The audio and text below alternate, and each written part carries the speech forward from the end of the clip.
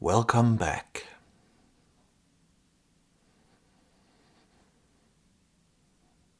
In this video, I would like to talk about the voice in the head.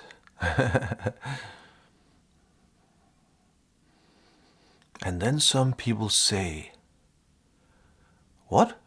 What voice?" And then I said, and then I say, that voice.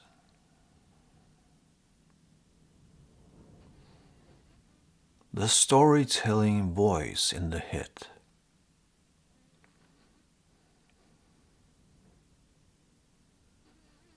The internal narrative.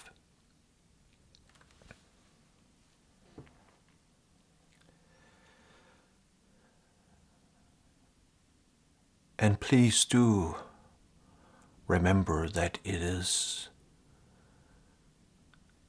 always just because we want to know what is going on that we are doing these investigations. We are simply curious. We are curious about what it means to be.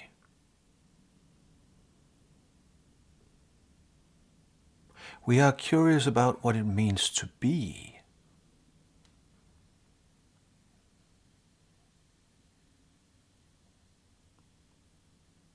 And we start by being curious about what it means to be.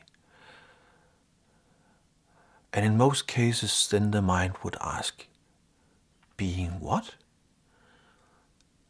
Yes, that is what we are curious about. We are curious about what it means to be, full stop.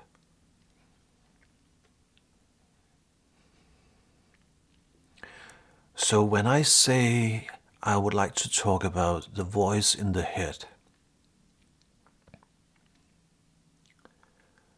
I'm not saying that there is anything wrong about that. I'm not saying that there is anything wrong about self-talk. I'm not saying that there is anything wrong about the internal narrative. What I am saying, though, is that we are curious. Why? Why do we experience this internal narrative? What is the content of the internal narrative? And why is that the content? We are also curious to find out whether there is any free will involved. In other words, the internal narrative is that me. Am I the one who are speaking to myself? Or is it something that is happening on its own?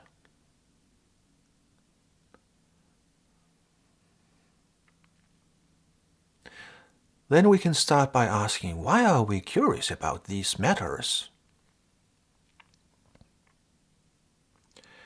Well, if we do not know what is going on,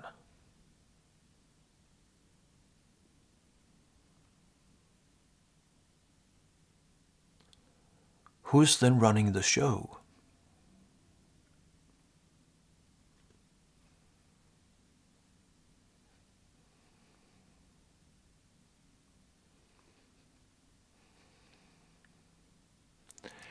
And I am pretty sure that you, from time to time, experience yourself as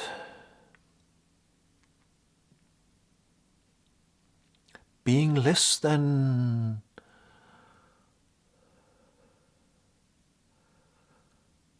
what to call it, less than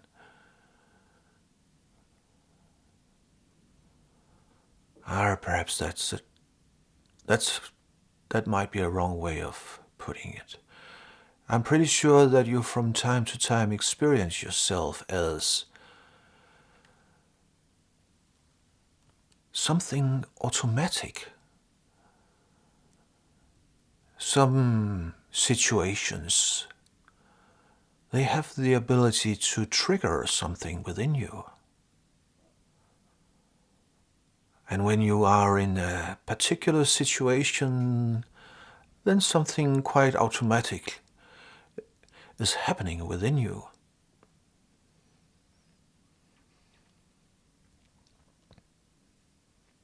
And that ought to be fueling a kind of curiosity. Why? Why am I reacting like I am in these particular situations?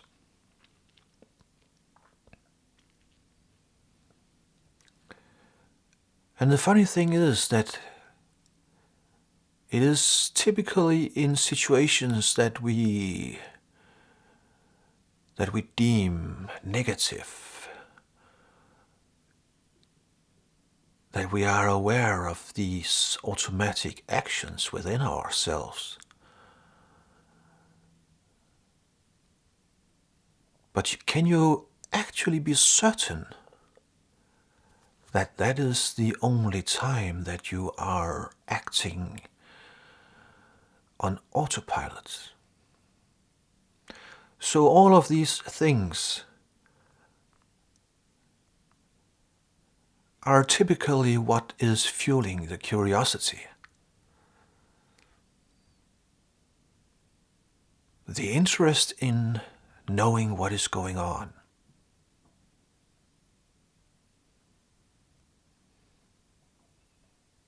Do I have any autonomy? Or is it all pretty much predetermined?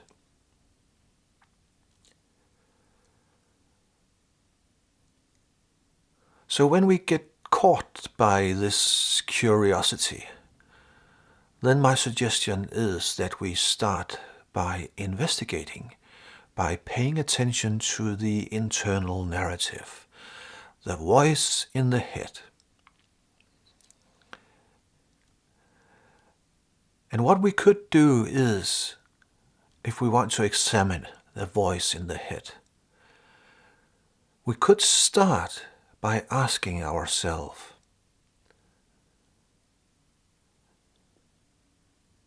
do I have any control over this voice in the head?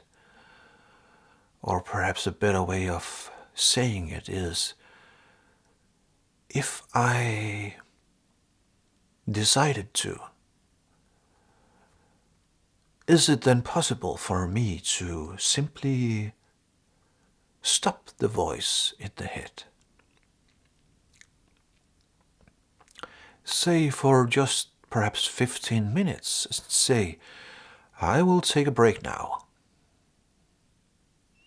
And I will shut down the voice in the head for the next 15 minutes, and I will just sit here and enjoy the silence. We could start asking ourselves that question.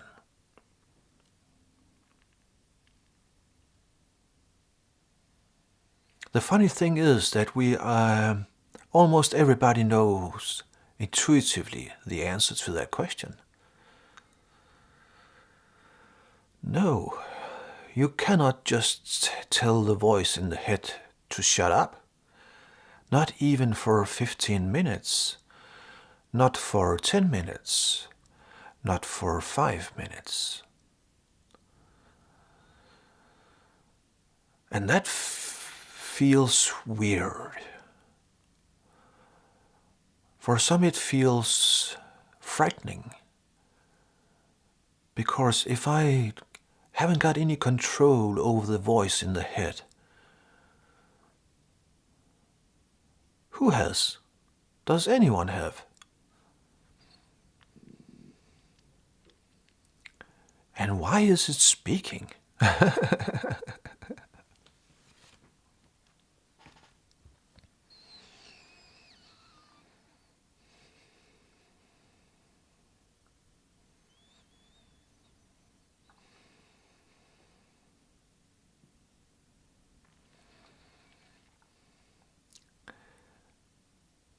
The next step in this investigation, that would be to ask ourselves, okay, I see clearly that I am unable to control that impulse to think. What is the content of the thinking, of the automatic thinking then? What is the content of these thoughts that arises on their own?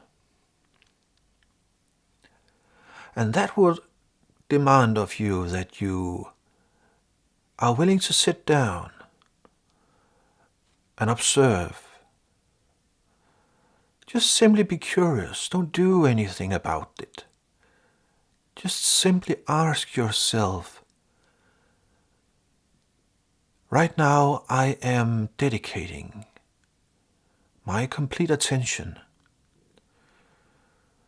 to the inner world of my mind. I am curious. I simply have to know. If I sit down for 30 minutes and all that I do is that I observe the thinking that appears on its own, what is the content of those thoughts?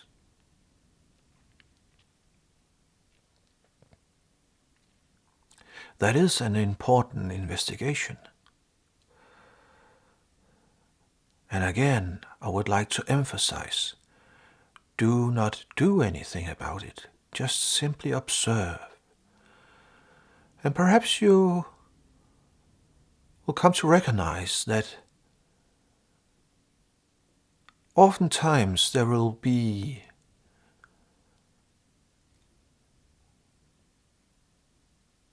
a stream of thoughts that arises and then subsides again, and then another stream of thoughts that subsides again. And that might happen for 2, 3, 4 times. And then there will be a new thought that says, I will never become good at this. But then you have to recognize that that's just another automatic thought.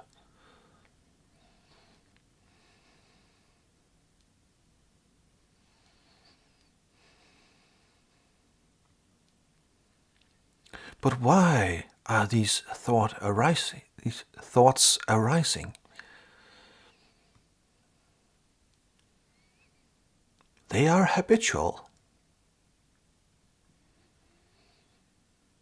And all habitual patterns, they keep repeating themselves as long as we are unaware of them. And that is why observation is important.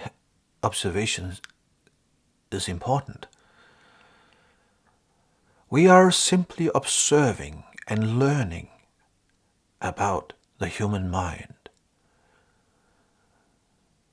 becoming aware of what is going on. And in that process, the habits will lose their energy. And that is typically when the mind tries to take control again. It is working. I am good at this. Oh, now it's not working anymore. I will never become. And all of that is just more mind chatter.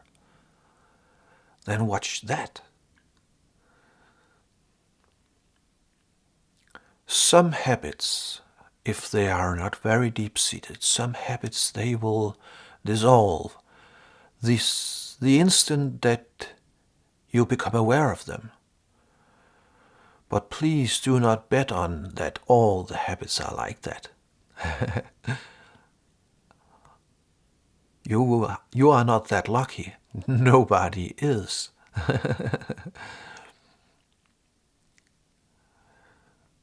Habits has been repeated unconsciously, over and over and over again. So for us to dissolve them, we have to start putting attention on the habits. We have to learn about them. We have to be very curious about what is going on inside ourselves and learn what is happening when these habits are playing themselves out.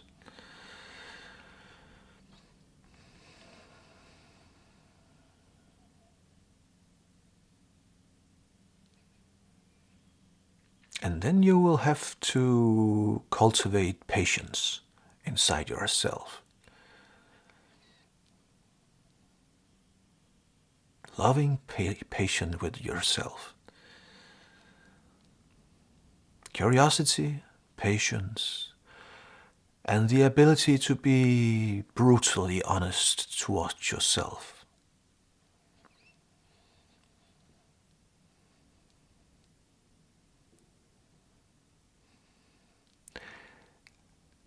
There are more to learn from this self-observation. There is more gems to be found.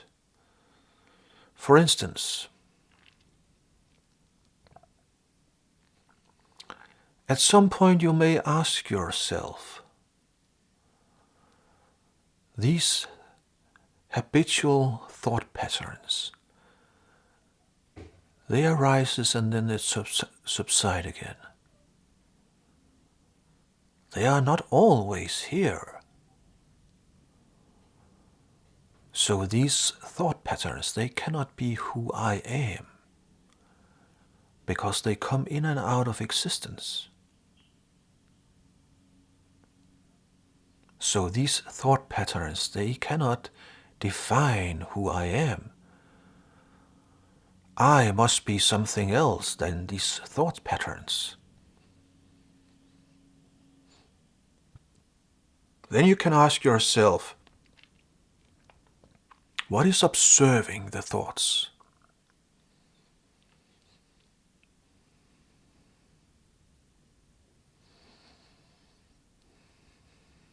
And then just sit with that question. What is it that is observing the thoughts?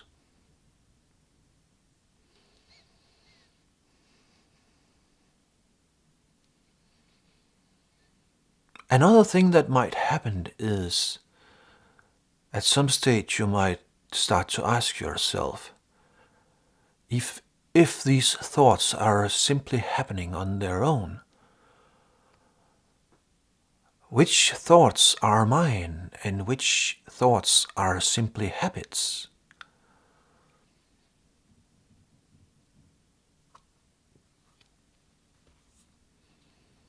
That's a good question. I will not tell you. You have to discover it on your own.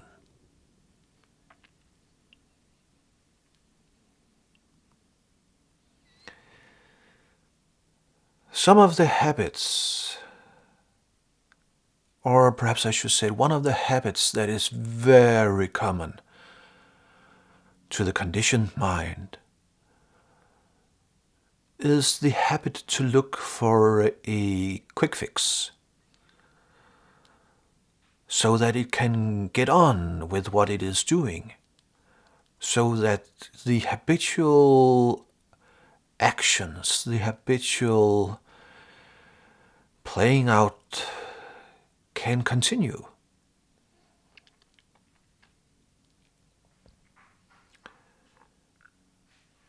And that's typically in situations where the habits find themselves difficult to play out because of something is demanding something else from you. You are in a situation where you just cannot do what you are used to do. You feel pressure from the external world. Something demands something from you, and you are pushing against it. because the habits just want to live themselves out.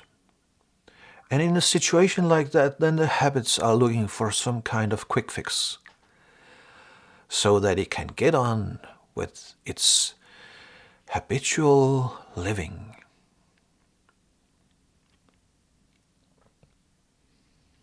And that means that the impulse behind this searching for quick fixes, the impulse behind that is impatience. There are no curiosity, there are no wisdom, there are no wanting to understand what is going on. Instead, there is simply this urge to continue all the habits. And the human being is conditioned to the... And now the cat is meowing.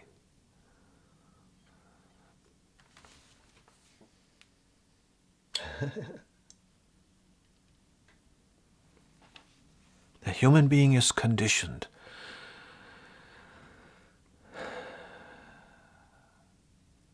And this conditioning we call ourself. But it has nothing to do with who we are. It is a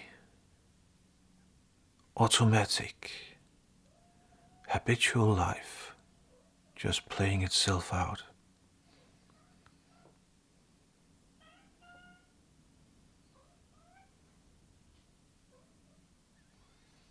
Okay.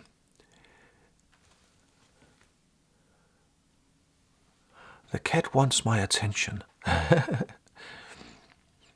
Those of you who have been following my videos, you have had said, is that right way to say? No, I don't think. You have seen the cat before. But everything changes. And the cat that you have seen before in my videos, that cat does no longer exist. She was almost 16 years old, and she became ill. And in July, she was not able to continue anymore. So it was over. And I had decided that I didn't want to get a new cat. I wanted to wait and see. But then it happened that I came to know about a cat that was found. It was found starving, almost starving to death. It was we have guessed that it was 1 year old or something like that. So she was abandoned and starving. So I decided to adopt her. So now she's here. Perhaps I'll get her so you can say hi.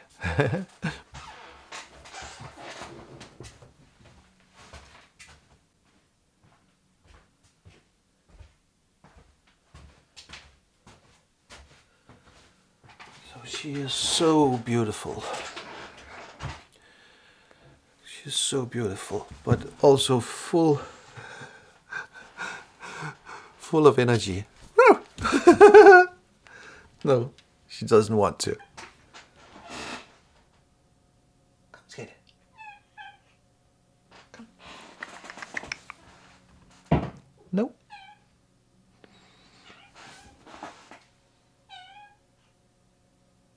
But she lives here now. Okay, that was a bit of a sidetrack.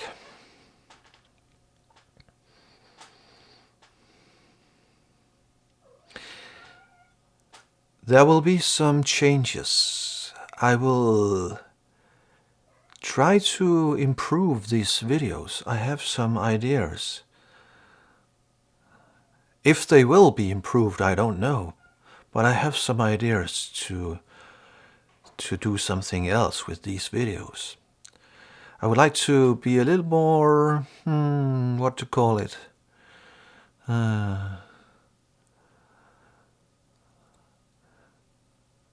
I would like to play a bit more with the words. Be able to do that. So, I guess that will be it for now. Until we see again. Until next time. Take care, my friend. All the best to you and your family.